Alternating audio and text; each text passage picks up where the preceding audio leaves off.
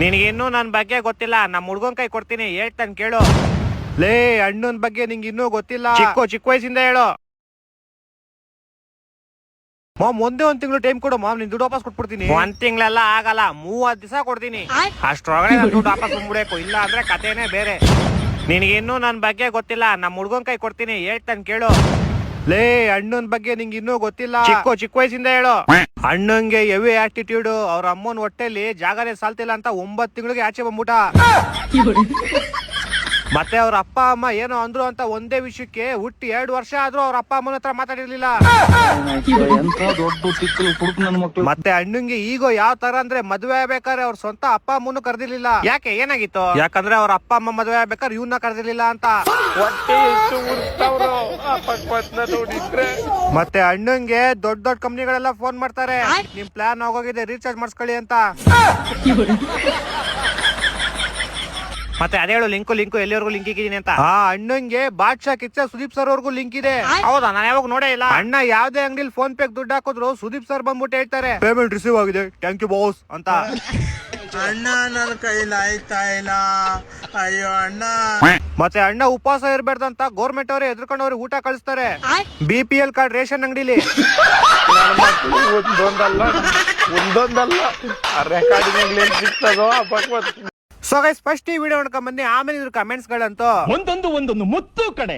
Petrol ಕುಡಿತಾ ಇದ್ದೀನಣ್ಣ, movie ಇಟ್ಟಾಕ್ಬೇಕಣ್ಣ, ಏನೇನೋ ಹೇಳ್ತಾರೆ.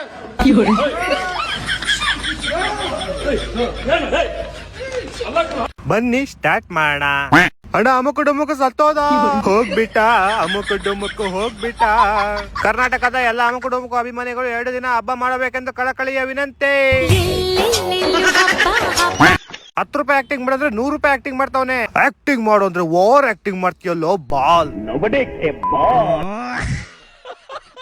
ಕರ್ನಾಟಕ ಜನ ಫುಲ್ ಖುಷಿಯಲ್ಲಿದ್ರು. ಅಣ್ಣ ಬದುಕ್ ಬಂದು ಇನ್ನೊಂದು ವಿಡಿಯೋ ಅಪ್ಲೋಡ್ ಮಾಡ್ಬಿಟ್ಟ. ಎಲ್ಲರಿಗೂ ನಮಸ್ಕಾರ.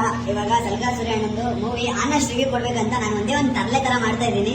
ಇದು ಹನಿ, ಇದು ಬಿಂದು ಜೀರಾ, ಇದೆರಡನ್ನೂ ನಾನು ತಗೊಂಡು ಪೆಟ್ರೋಲ್ ಅಂತ ಹೇಳಿ ಸಲ್ಗಾ ಸೂರ್ಯ ಅಣ್ಣನ್ಗೆ ಅಂದ್ರೆ ಸ್ಕ್ಯಾಮ್ ಮಾಡೋಣ ಅಂತ. ಬನ್ನಿ ಮತ್ತೆ ಸ್ಟಾರ್ಟ್ ಮಾಡೋಣ. ರಂಡಿ ಮಗನ, ಪಟಾಕಿ ತಂದಿದ್ದೇನಾ ಸತ್ತಿ ಅಂತ, ರೊಕ್ಕನೂ ವೇಸ್ಟ್ ಆಯ್ತು. ನೀನ್ ಸತ್ತೋಗಿದ್ಯಾ ಅನ್ಕೊಂಡು ನೆಮ್ಮದಿಯಾಗಿ ರೀಲ್ಸ್ ನೋಡ್ತಾ ಇದ್ಯಾ, ನೀನ್ ಬದುಕಿದ್ಯಾ? ಬಾಸ್, ನೀವು ಸತ್ತಿಲ್ವಾ? Love banner ಮಾಡ್ಸಕ್ಕೆ ಹೊಂಟಿದ್ನಲ್ಲೋ ಲೌಡೆ. ಅಯ್ಯೋ ನನ್ನ ಮಗನೇ, ನೀನ್ ಇನ್ನೂ ಸಾಯ್ಲಿಲ್ವೇ? ನೀವು ಸತ್ತಿಲ್ವಾ? ಮಗ ಅಲ್ಲ, ಬೋಳಿ ಮಗನೂ ಅಲ್ಲ, ನೀನ್ ಮಿಂಡ್ರಿ ಮಗ. ಹನಿ ಜೊತೆ ಸ್ವಲ್ಪ ಹುಚ್ಚೆ ಕುಡಿ. ಇವ ಹುಚ್ಚು ಸುಳೆ ಮಗ ಅನ್ನೋರು ಲೈಕ್ ಮಾಡಿ. ನೀನ್ ಈ ತರ ಮಾಡ್ತೀಯ ಅಂತ ಮೊದಲೇ ಗೊತ್ತಿತ್ತು ನಮ್ಗೆ. ಯಮನಿಗೂ ಅಮುಕು ಡುಮುಕು ಅಂದಿರ್ಬೇಕು, ಅದಕ್ಕೆ ಬಿಟ್ ಕಳ್ಸವ್ರೆ. ಇವ್ನ ಯಾವನ ಸೆಡೆ ನನ್ ಮಗ. ಗೊತ್ತಿತ್ತು ಈ ಸೂಳೆ ಆಟ ಆಡ್ತೀಯ ನೀನು ಅಂತ ಪಕ್ಕಾ ಗೊತ್ತಿತ್ತು. ಹೂನೋ ರಿವರ್ಸ್ ಮಾಡಿ ಆ ಬಾಟಲ್ ನಲ್ಲಿ ರಿಯಲ್ ಪೆಟ್ರೋಲ್ ಹಾಕಿ ಕೊಡ್ಬೇಕಿತ್ತು.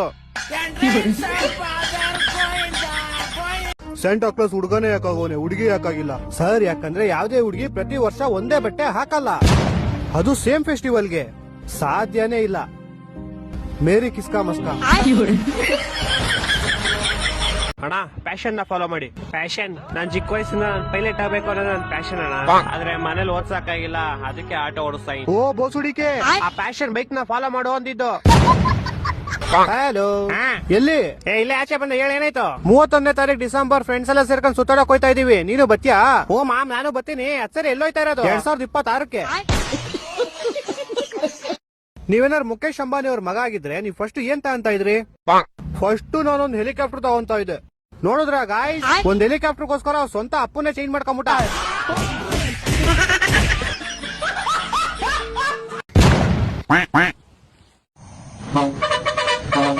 ಓಯ್ ಮಚ್ಚ, ಬಸ್ ಬಂತು.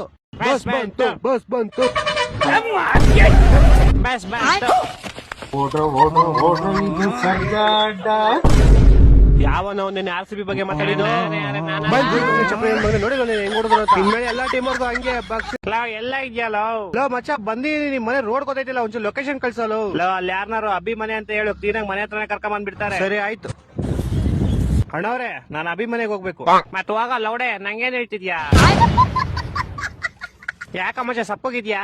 ಲವ್ ಅಜ್ಜಿ RCB ಮ್ಯಾಚ್ 4 ದಿವಸ ಗ್ಯಾಪ್ ಕೊಟ್ಟವ್ರೆ. ಲವ್ ಖುಷಿ ಪಡ, ನಿಮಗ್ 4 ದಿವಸ ಕೊಟ್ಟವ್ರಲೇ, ನಮ್ಗೊಂದ್ಸತಿ 2 ವರ್ಷ ಕೊಟ್ಬಿಟ್ಟಿದ್ರು. ಮತ್ತೆ ಮಚ್ಚ ಹೆಂಗ್ ನಡೀತೈತೆ ಲೈಫ್? ಲೈಫ್ ಏನ್ ಮಚ್ಚ, ಬರೋದ್ ಬರ್ತೈತೆ, ಏನೋ ಒಂದ್ ಆಯ್ತೈತೆ. ಬಾಳೆಹಣ್ಣು ಕುಡಿಲಿ. ನೀನ್ ತಿಂದೆ ತಾನೆ ಇಷ್ಟೊತ್ತರ್ಗು? ತಿಂದೆ. ನಂದಿಂದ ಕಿತ್ಕೊಂತಿದ್ಯಲೇ? ಬಾಳೆಹಣ್ಣು ಸೌಸಕ್ ಬಂದ್ರೆ ನಿನ್ ಬಾಳೆಹಣ್ಣು ತೆಗೆದು ಬಿಡ್ತೀನಿ ಹಂಗೆ. ಮಚ್ಚ ಬಾಳೆಹಣ್ಣು ತಿಂದ್ರೆ ರೋಗ ಬರ್ತಂತೆ ನಂಗೆ ಹೇಳ್ತೀಯ? ಈ ಟ್ಯಾಕ್ಸಿ ಅವ್ರ ಹೆಂಡತಿ ಪ್ರೆಗ್ನೆಂಟ್, ಅದಕ್ಕೆ ಅಣ್ಣ ಟೆನ್ಷನ್ ಸಿಗರೇಟ್ ಹೊಡಿತಿದ್ದ. ಅವಾಗ್ಲೇ ನರ್ಸ್ ಬಂದ್ ಖುಷಿ ವಿಷಯ ಹೇಳ್ತಾಳೆ. ಅಪಯ ಅಪಯ ಅಪಯ. ಅವ್ರ ಅಪ್ಪಂಗ್ ಫುಲ್ ಖುಷಿ ಆಗ್ಬಿಡುತ್ತೆ.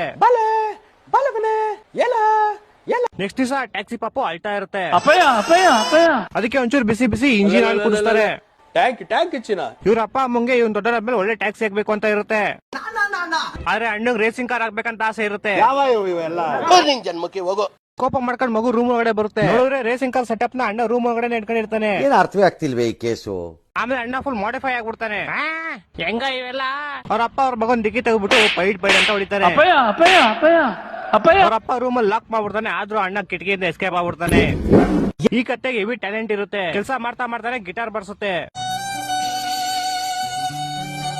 ಇಲ್ಲಿ ಎಲ್ಲಾ ಪ್ರಾಣಿಗಳು ಸೇರಿ ಶಿಪ್ ರೆಡಿ ಮಾಡ್ತಾ ಇರ್ತಾರೆ. ಇಲ್ಲಿ ಶಿಪ್ ಇಂದ 2 ಪಾರ್ಟ್ ನ ಜಿಪ್ ಹಾಕ್ಬಿಟ್ಟು ಜಾಯಿಂಟ್ ಮಾಡ್ಬಿಡ್ತಾರೆ. ಇವ್ರು 3 ಜನ ಕೆಲಸ ಮಾಡ್ರಂದ್ರೆ ಅವ್ರಿಗವ್ರೆ ಒಬ್ರಿಗೊಬ್ರು ಮಣ್ಣಾಕಂತಿರ್ತಾರೆ. ಈ ಹಂದಿ ಕಬ್ಣನ ಕರಗಿಸಿ ಒಂದ್ ಬಾಕ್ಸ್ ಹಾಕ್ತಾನೆ. ಓಕೆನಾ?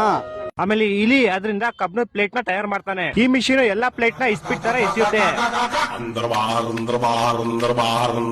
ಇವರೆಲ್ಲರೂ 2095 ಬದುಕ್ತವ್ರೆ. ಈ ಕೋತಿ ಕಸದಗಡೆ ಹೋಗ್ಬಿಟ್ಟು ಕಸ ಕ್ಲೀನ್ ಮಾಡ್ತಾ ಇರುತ್ತೆ. ಅಮ್ಮ ನಿನಗೆ ಯಾವ ತರ ಸೊಸೆ ಬೇಕಮ್ಮ? ನಮ್ ಬೀದಿಲಿರೋ ಎಲ್ಲಾ ಹೆಣ್ಣಾಯಿಗೂ ಲೈನ್ ಹೊಡೆದಿದ್ಯಾ, ಒಂದ್ ನಾಯಿನು ಬಿದ್ದಿರ. ನಾವ್ ಡಿಮ್ಯಾಂಡ್ ಮಾಡೋ ಪರಿಸ್ಥಿತಿ ಇಲ್ಲ ಕಣ ಇವಾಗ. ಅಮ್ಮ ರೆಸ್ಪೆಕ್ಟ್ ಕೊಟ್ಟು ಮಾತಾಡಮ್ಮ. ನಿನ್ ಖರ್ಚಿಗೆ ಕಾಸು ಕೊಡೋದಲ್ದೆ ರೆಸ್ಪೆಕ್ಟ್ ಬೇರೆ ಕೊಡ್ಬೇಕಾ ನಿಂಗೆ? ರೆಸ್ಪೆಕ್ಟ್ ಕೊಡೋದು ಬೇಡ, ಒಂದ್ ಹುಡುಗಿ ಕೊಡಮ್ಮ ನಂಗೆ. ಜವಾರಿ ಬೇಕಾ ಹೈಬ್ರಿಡ್ ಬೇಕಾ? ಹುಡುಗಿಯರಲ್ಲಿ ಜವಾರಿ ಹೈಬ್ರಿಡ್ ಇರ್ತಾವ ಅಮ್ಮ. ಹಂದಿ ಕಣೋ. ಅಮ್ಮ ತಮಾಷೆ ಮಾಡ್ಬೇಡ. ಜೀವನ ಪೂರ್ತಿ ಹುಡುಕಿದ್ರು ನಿಮ್ ಹುಡುಗಿನ ಹುಡುಕಕ್ ಆಗಲ್ಲ ಕಣೋ. ಡಿಮೋಟಿವೇಟ್ ಮಾಡ್ಬೇಡಮ್ಮ ನನ್ನನ್ನ. ನಿನ್ ಹುಡುಗಿ ಸಿಗ್ತಾಳು ಓವರ್ ಕಾನ್ಫಿಡೆಂಟ್ ಅಲ್ಲಿ ಇರಬೇಡ ಕಣೋ. ನೀನ್ ಹಿಂಗಂತ ಇದ್ರೆ ನಿಮ್ ತಮ್ಮನ್ ಮಗಳೇ ಓಡಿಸ್ಕೊಂಡು ಹೋಗ್ತೀನಿ ನಾನು. ಮೊನ್ನೆ ತಾನೇ ಬೈಕ್ ಓಡಿಸಿದೀನಿ, ಓಡಿಸ್ಕೊಂಡ್ ಹೋಗ್ತೀನಿ ಅಂತಲೋ. ನಿನ್ ಜೊತೆ ಮಾತೇ ಆಡಲ್ಲ ನಾನು. ಸರಿ ಚಿಕನ್ ಮಾಡಿದೀನಿ ಬಾ.